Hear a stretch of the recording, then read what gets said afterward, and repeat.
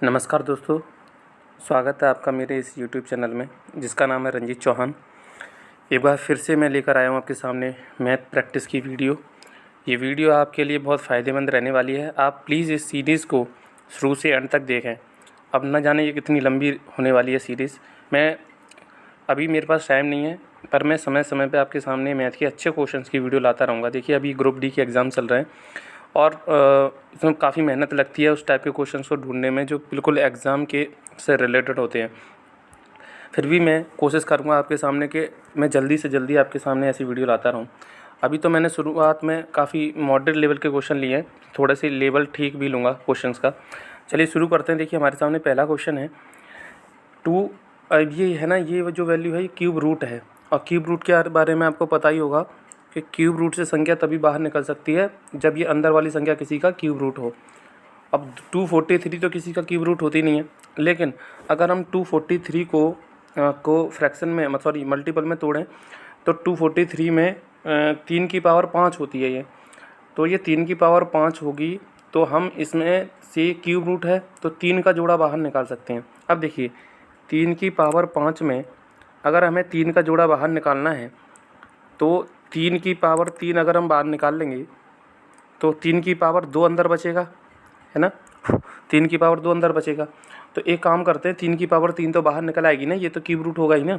तो 2 हमारे पास पहले से था, हम ये जो है ना ये 3 बन के बाहर आ गया, और अंदर क्या बचेगा इसमें 3 की पावर 2, यानी इसे हम 9 लिख सकते हैं ना। तो ये 9 बचेगा अंदर। ठीक है, आगे बढ़ते हैं।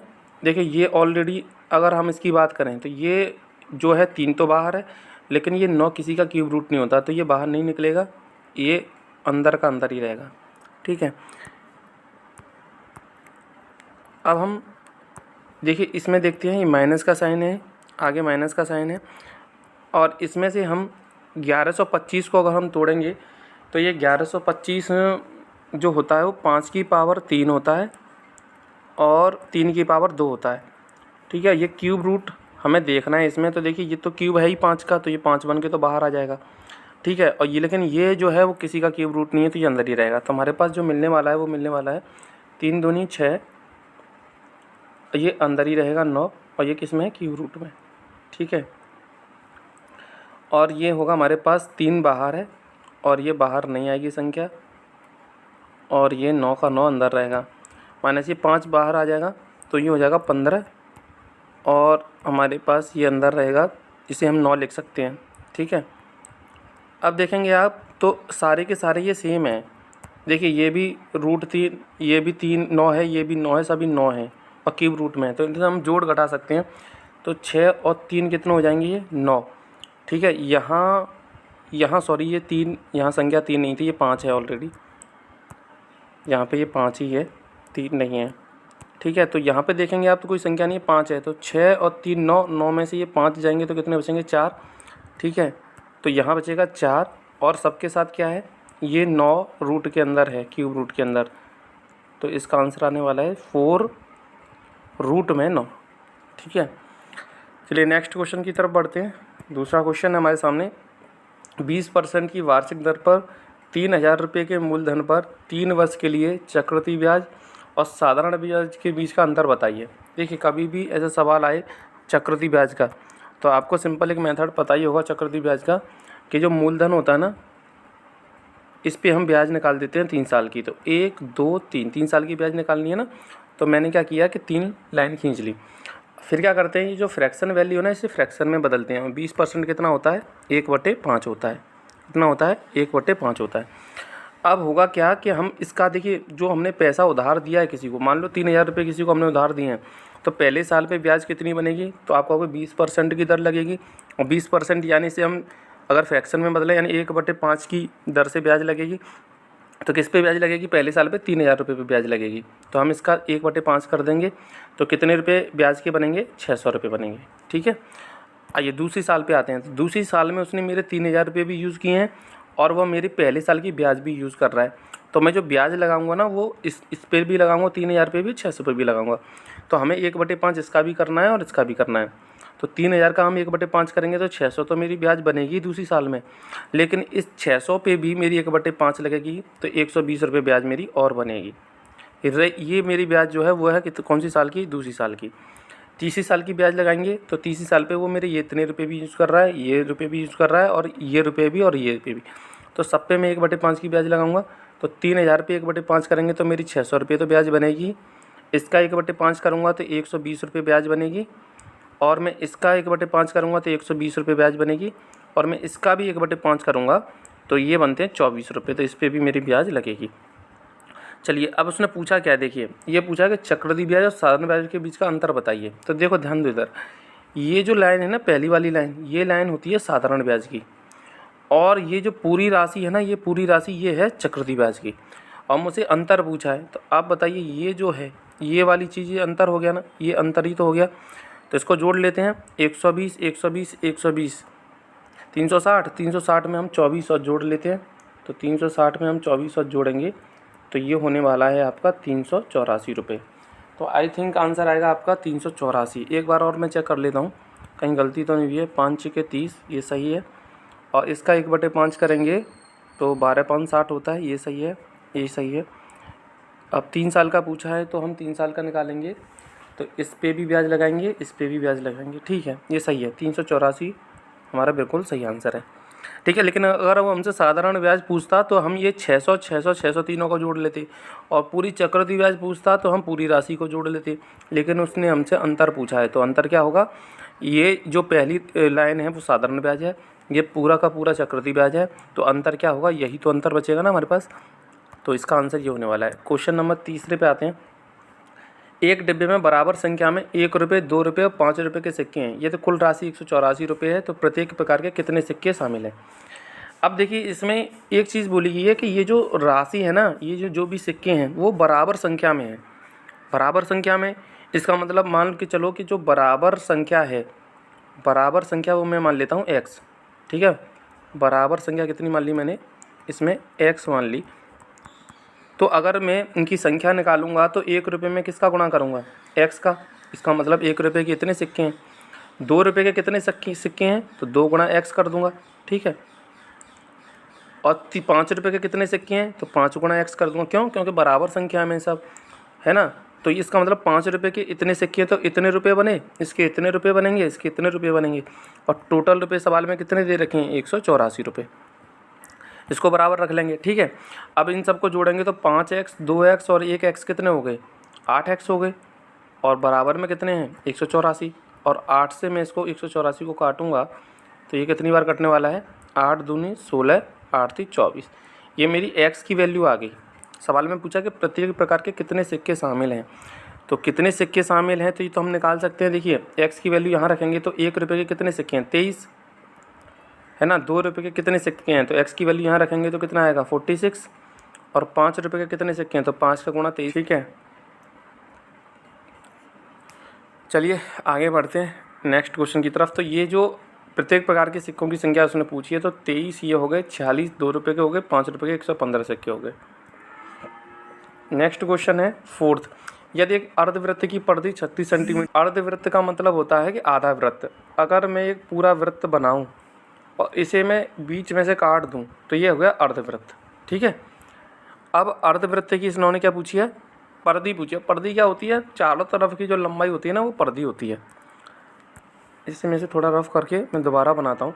जैसे मान के चलो मैं अर्धवृत्त बनाता हूँ तो आधा वृत्त ये बनेगा, और मुझे परिधि निकालनी है। तो परिधि क्या होगी, देखिए पूरे वृत्त की परिधि जो होती है ना वो 2πr होती है, ठीक है।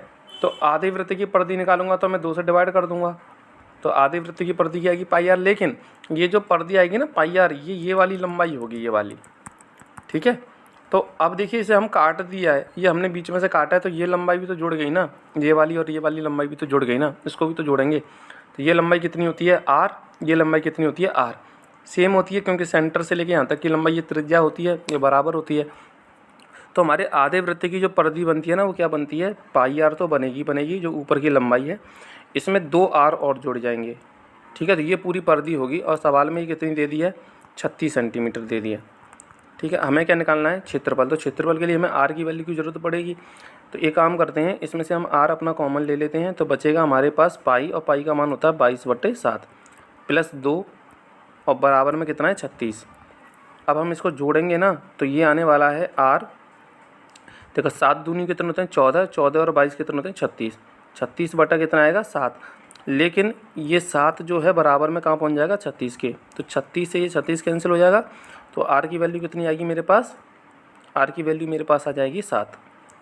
ठीक है, जब आर आ गई तो उसने पूछा क्या मुझसे, एक सेकेंड, उसने मुझसे पूछा है क्षेत्रफल। तो क्षेत्रफल क्या होता है, क्षेत्रफल होता है पाई आर स्क्वायर। ये तो होता है पूरे वृत्त का क्षेत्रफल, लेकिन इसका आधे का क्या होगा, आधा करना पड़ेगा, है ना। तो पाई की वैल्यू हम रखेंगे 22/7। ठीक है, और आर की वैल्यू हमने कितने निकाली है 7, तो 2 बार मल्टीप्लाई करेंगे 7 का, क्योंकि आर स्क्वायर है, और अपॉन में कितना करेंगे 2। तो 7 से ये 7 कैंसिल हो जाएगा, 2 से 11 बार कैंसिल हो जाएगा, और 11 गुणा 7 करेंगे तो कितना आएगा 77 सेंटीमीटर स्क्वायर, क्योंकि ये हमने क्या निकाला है, क्षेत्रफल निकाला है। ठीक है, नेक्स्ट क्वेश्चन है, देखिए इस तरह के क्वेश्चन जो है पेट में 20 क्वेश्चन इस तरह के आपके डीआई से आने वाले हैं। तो मैंने क्वेश्चन लिया है पे, इसमें इस तरह का क्वेश्चन मेनली पूछ लिया जाता है एग्जाम में, डिग्री में। तो ये इस प्रश्न में पूछा गया है कि जो निवेश किया गया है ना, ABCDEFG, ये 7 कंपनियां मान सकते हो आप, इन्होंने लाखों रुपए में निवेश किया है। तो इन्होंने पूछा है कि साझेदार जो ई है, ई के जो निवेश किया है उसको दर्शाने के लिए केंद्रीय कोण क्या होगा, यानी अगर इसमें डिग्री में बदलूँ, ई की जो राशि है उसे अगर मैं डिग्री में बदलूँ तो कितनी होगी। तो फिलहाल देखेंगे आप यहाँ पे ई की राशि कितनी है 60 लाख है। ठीक है, तो इसको अगर डिग्री में बदलना है तो एक बात आपको पता होनी चाहिए कि ये जो राशि जितनी भी इन्होंने निवेश की है उनका डिग्री में क्या संबंध है। तो ये पूरा का पूरा गोला डिग्री में कितना होता है 360, और इन्होंने पूरी राशि निवेश कितनी की है, तो जोड़ लेते हैं इनको, 100 रुपये, 120, 120, 140, 60, 200, 200 और ये 100 कितने हो गए 300। तो देखिए यानी इन्होंने 300 लाख रुपए निवेश किए हैं, और ये डिग्री में कितने हैं टोटल 360 के बराबर है। ठीक है, तो मुझे कितने का 60 लाख का डिग्री में बताना है। तो 60 लाख जो है वो डिग्री में कितना होगा, ये सिंपल क्वेश्चन था। तो हम क्या करेंगे 360 में 60 क्या कर देंगे गुणा, और 300 का क्या दे देंगे भाग।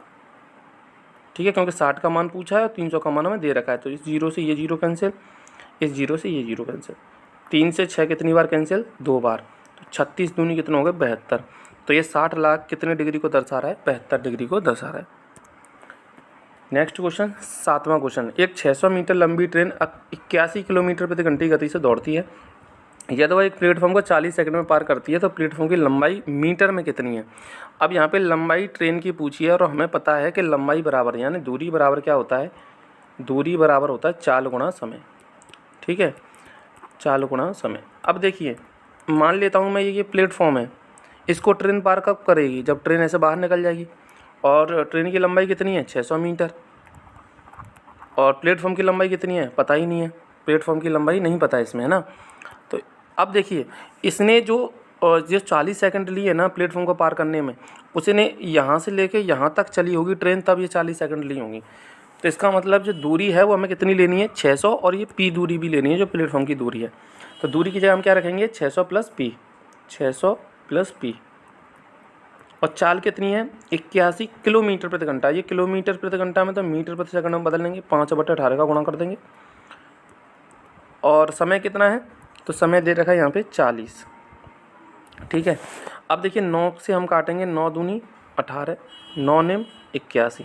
ठीक है, और 2 से हम काट देंगे 40 को कितनी बार 20 बार, 20 बार, एक सेकेंड। ठीक है, अब इसका गुणा करेंगे तो 9 पहिया कितने होते हैं 45, और 45 दूनी कितने होते हैं 90। ये जीरो आ गया पीछे तो 900 हो जाएगा।